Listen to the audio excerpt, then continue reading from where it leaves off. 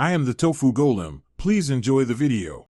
You start by turning on Accessibility's switch control because this is the only reliable way to turn arbitrary keyboard keys into touch inputs. Pair your Bluetooth keyboard first. Once done, open Settings, right arrow Accessibility, right arrow Switch Control.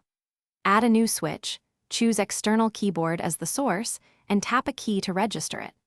Make sure switch control is enabled so the system listens to the keyboard. This step lets you capture keys, even in games that lack native keyboard support.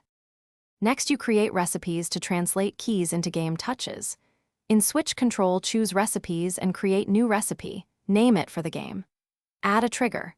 Pick the keyboard key, then select Action right arrow Custom Gesture and record the tap or swipe that the game expects. Repeat for every button you need. Once your mappings are set, assign the recipe to the game's app so mappings activate only while the game runs. This keeps other apps unaffected and makes input predictable.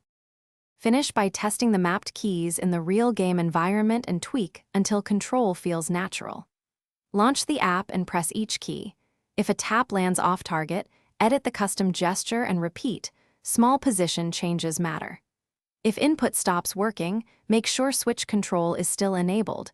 Repair the Bluetooth keyboard and confirm the recipe is assigned to that app. One key troubleshooting tip: toggle switch control off and on to reset mappings without changing your recipes. This often resolves transient detection issues. Thanks for watching. Consider subscribing if we helped you today.